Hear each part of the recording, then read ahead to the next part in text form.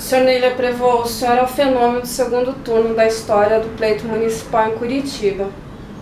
E atualmente a cidade tem passado por desafios na gestão. Transporte público, segurança e saúde. O senhor pode ter pensado a cidade para o próximo pleito? Olha, eu estou permanentemente pensando a cidade, até porque, embora eu tenha ido para o segundo turno e não tenha vencido o meu adversário, eu sou o deputado estadual mais votado de Curitiba entre os que estão exercendo o mandato aqui na Assembleia. Então é evidente que a todo momento eu estou pensando sobre assuntos relacionados à cidade, sem fugir da minha responsabilidade de pensar o Paraná também. Se serei candidato no próximo pleito ou não, ainda é muito cedo para dizer.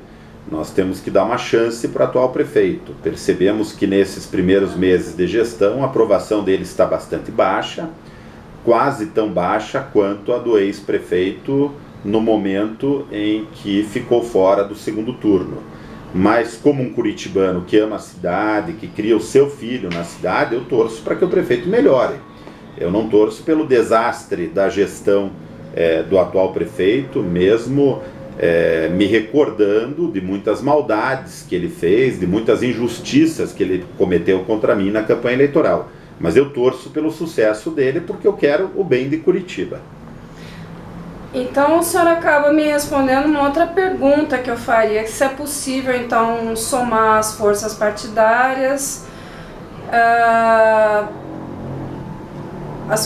somar as forças políticas, um desenvolvimento plural, democrático, construir uma cidade mais justa, humana e sustentável.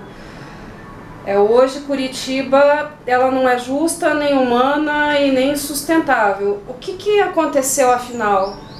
Olha, eu acho que você colocou aqui uma questão muito importante. A cidade tem que ser justa, humana e sustentável. E a nova gestão da prefeitura acabou de dar um passo para trás, acabou de retroceder nessa questão ao aumentar de forma abrupta e abusiva a tarifa do ônibus. Porque uma cidade humana proporciona para os seus cidadãos transporte público de qualidade, saúde, educação e moradia. E ao aumentar a tarifa do transporte coletivo, a nossa gestão acaba contribuindo para que, nessa crise econômica que o país vive, os trabalhadores e os empresários sejam onerados. Muitas pessoas falam, não estou preocupada com o aumento da tarifa do ônibus. É um erro, porque aquela pessoa que é uma patroa, ela paga o transporte coletivo para o seu funcionário. Aquele que é comerciante, que é dono de uma empresa, ele paga o transporte para o seu funcionário. Então o aumento da tarifa prejudica as pessoas de todas as classes sociais, da classe A à classe E. Mas ainda pior do que isso, quando você aumenta a tarifa, você diminui o número de clientes do transporte coletivo, ou seja, menos pessoas vão utilizar o ônibus, porque se a pessoa fizer um cálculo, ela vai perceber que com um tanque de gasolina e com uma moto que ela pode pagar em centenas de parcelas, ela irá se locomover de forma economicamente mais barata do que de ônibus. Então você joga mais veículos na rua quando você aumenta o preço da tarifa, você diminui o número de pessoas que usam o transporte de massa, que usam o transporte coletivo, você com isso aumenta a poluição atmosférica do ar, você faz com que o trânsito fique mais congestionado, o que causa estresse esse que prejudica a saúde das pessoas, e você vai exatamente na contramão do que qualquer país mais desenvolvido está buscando, que é aumentar o número de pessoas que utilizam transporte coletivo e diminuir o número de pessoas que utilizam o carro, que utilizam a moto, que utilizam um veículo próprio para ir trabalhar. Além disso, nós não vemos a nova gestão pensando em novos modais de transporte coletivo. O VLT, por exemplo, que é o veículo leve sobre trilhos, seria um modal interessante para Curitiba. Ele é 8 vezes mais barato do que o metrô, é não poluente, é mais confortável e é extremamente viável para a nossa cidade. Eu acho que foi muito prometida pelo atual prefeito na campanha a inovação, e nós não vemos nesses primeiros meses de gestão ele promovendo medidas que coloquem em prática a ideia de inovar. E isso é muito ruim para a cidade. Curitiba ainda é uma das cidades que tem menos poluição no Brasil, entre as capitais, é uma das capitais menos poluídas do Brasil. Mas se nós não adotarmos urgentemente medidas sustentáveis, humanas e inteligentes, nós logo estaremos em um caminho sem volta que trará grandes prejuízos à saúde da nossa população e também ao meio ambiente. Mas então essa trajetória do novo prefeito, ela é um pouco complexa, porque ele disse que ia cuidar da saúde e a cidade adoeceu. Os motivos todos o senhor explicou agora. O senhor se sente muito injustiçado quando no primeiro dia de governabilidade desse prefeito, de gestão dessa prefeitura, a integração Colombo-SIC, ela é anunciada? Assim como nós, curitibanos, nos sentimos traídos, assim? Eu me sinto muito injustiçado com o que o atual prefeito, respaldado pelo governador Beto Richa, fez contra mim durante a campanha eleitoral. Houve uma utilização da máquina pública, não apenas para fazer campanha para o adversário, mas também para me atacar e atacar a minha família de todas as formas possíveis. Eu tenho um caráter reto, um caráter que não me permite que eu tenha adotado a mesma moeda contra o adversário. Ele foi vitorioso nas urnas, fazendo esses ataques, e hoje se percebe que muitas das coisas que ele prometeu, ele não está cumprindo. É bem verdade que temos apenas 60 dias de gestão, pouco mais de 60 dias. No entanto, são esses 60 dias que ditam para toda a equipe do prefeito como ele pretende atuar durante os 4 anos em que vai administrar a cidade. E o que nós estamos percebendo é que ele surge com uma gestão que não é inclusiva, que não é inovadora, que muitas vezes não é democrática. Uma gestão que não valoriza a cultura, ao cancelar a oficina de música de Curitiba. Isso acaba representando também um prejuízo para o turismo da nossa cidade, e sabemos que o turismo é um caminho ambientalmente correto para gerar oportunidades de emprego, para gerar arrecadação tributária, para gerar oportunidades para as pessoas. Vemos que o prefeito não está pensando nas camadas menos favorecidas da sociedade, quando ele aumenta de forma abrupta e abusiva a tarifa de ônibus em um valor que corresponde ao dobro da inflação. E vemos que o prefeito está, na verdade, seguindo a mesma política do seu padrinho político, o governador Beto Richa. Padrinho esse que ele escondeu ao longo da campanha, que ele não levou aos programas eleitorais, mas que no dia seguinte das eleições apareceu abraçado com o atual prefeito para comemorar a vitória. Então eu me sinto injustiçado pelo que houve na campanha política, mas essa injustiça eu coloco como superada. E agora me considero injustiçado como cidadão. Eu, se tivesse votado no atual prefeito, me sentiria enganado, ludibriado, me sentiria vítima de um estelionato eleitoral, porque todas as promessas que foram feitas na campanha vêm sendo, a cada dia que passa, quebradas pelo atual gestor. Você falou do transporte coletivo, ele prometeu a reintegração do transporte para o primeiro dia de gestão. Já são aí quase 70 dias de gestão, e essa reintegração ainda não foi feita, e não se vê claramente um caminho para fazê-la no momento. Ele dizia na campanha que o aumento da tarifa de ônibus seria como um espinho no coração do prefeito. Esse coração, pelo jeito, é de pedra, né? Que não está sofrendo com a dor dos espinhos, porque ele não apenas aumentou a tarifa, mas aumentou essa tarifa em um valor que corresponde ao dobro da inflação do período. Então, por enquanto, há uma decepção generalizada. Esperamos que ele reverta essa situação, em que pese minhas restrições pessoais ao atual prefeito, mas que ele, como prefeito, melhore, porque nós queremos viver em uma cidade que proporcione qualidade de vida para os seus habitantes. O senhor está num partido consideravelmente conservador, e o senhor não é esse político conservador tradicional. Eu lhe conheço, eu acompanho a sua trajetória, o senhor sempre foi muito ligado à saúde, ao esporte, o senhor tem um envolvimento com a população, o senhor chega perto do povo. E agora a gente vê que essas doutrinas de esquerda e direita são um atraso, um retrocesso. Não dialogam entre si, são sempre as mesmas panelas, é o mesmo discurso panfletário universitário, tanto de esquerda, ou o discurso reacionário dos salões, dos restaurantes finos. O senhor falou do prefeito, inclusive ele arquitetou esse plano horroroso do aumento da passagem num restaurante chiquérrimo da cidade, de um clube, né, bem conceituado, de gente muito bem de vida, o que nos agrediu muito. Ou seja, então os acordos são espúrios, né?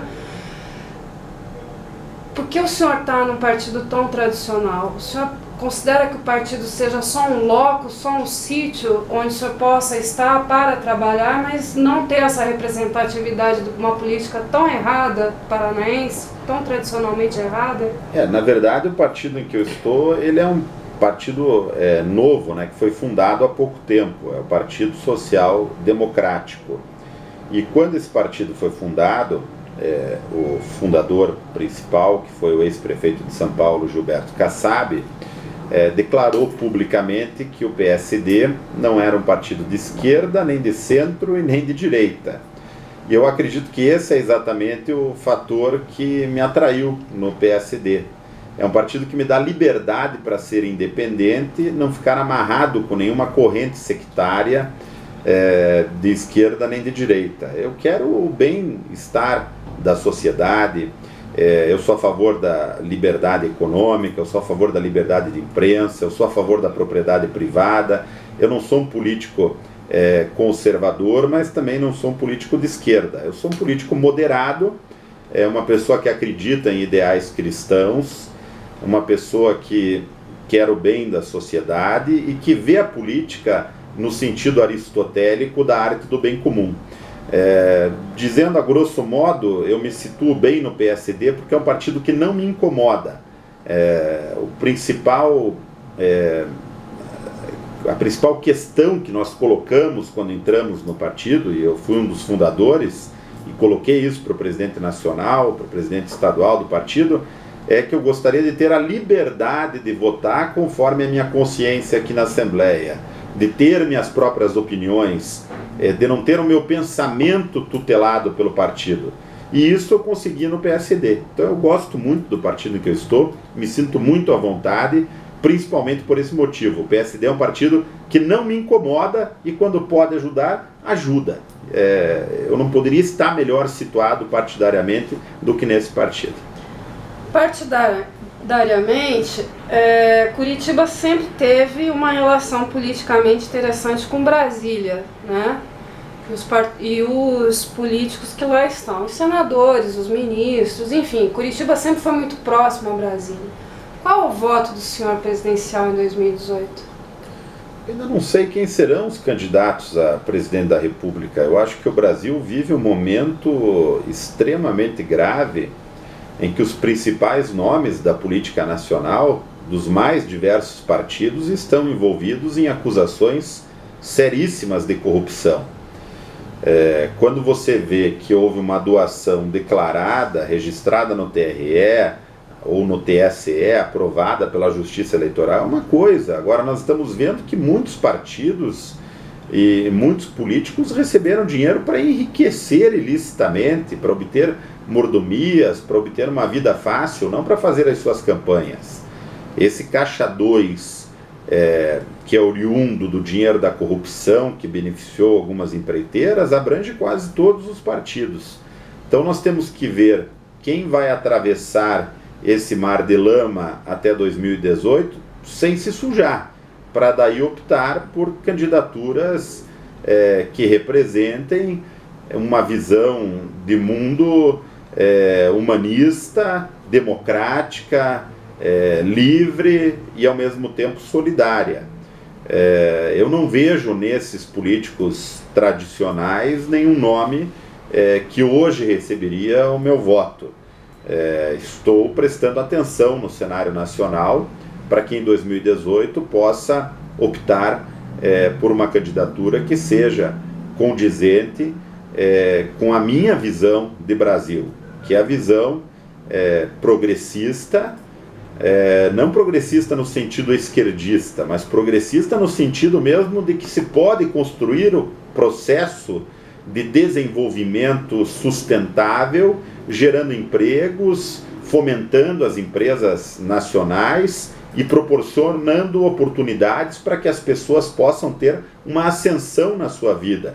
E essa ascensão só será possível se nós melhorarmos a economia, encontrarmos novas maneiras de gerar riquezas e empregos, buscarmos infraestrutura para o país e formos capazes de dar educação, saúde, habitação e transporte de qualidade para as pessoas. Senhor Ney, encerrando, Curitiba sobrevive a 2018, a um pleito presidencial? O senhor acredita que sim? Se Curitiba sobrevive a um pleito presidencial? Sim, eu acredito que sim. A cidade está passando por uma fase difícil, mas Curitiba tem uma peculiaridade que eu considero fantástica. Nossa cidade é a terra de todas as gentes. Curitiba foi colonizada por imigrantes alemães, italianos, poloneses, ucranianos, japoneses, judeus, libaneses, que vieram para cá, se miscigenaram com os indígenas, depois com os afrodescendentes, que para cá foram trazidos durante o período da chaga da escravidão. Depois essas pessoas se miscigenaram com muitos outros vindos do interior do Paraná e de vários estados do Brasil, e a sociedade curitibana tornou-se pluralista. Curitiba, eu costumo dizer, é uma terra de todas as gentes. Aqui há um convívio solidário, fraterno, humano entre as pessoas. O que nós precisamos é que o poder público não atrapalhe a iniciativa privada, não atrapalhe as pessoas, não onere o comerciante, não onere o trabalhador, e precisamos que em Curitiba os serviços básicos sejam minimamente garantidos para a população, como transporte, trânsito, saúde, educação, segurança. A nossa população faz o resto. O curitibano é extremamente criativo, é um cidadão que ama a sua cidade, é um cidadão trabalhador, e eu acredito que em que pese nós termos políticos extremamente limitados, muitas vezes incompetentes e até corruptos, tanto na cidade quanto no estado, o curitibano consegue superar isso e consegue colocar a sua força de trabalho, a sua criatividade, a sua vontade de fazer acima disso. Eu sou um otimista em relação a Curitiba e não tenho dúvidas que Curitiba supera qualquer má gestão municipal ou estadual. Parabéns por toda a sua luta, senhor Ney, eu agradeço muito ter nos recebido e até a próxima. Muito obrigada.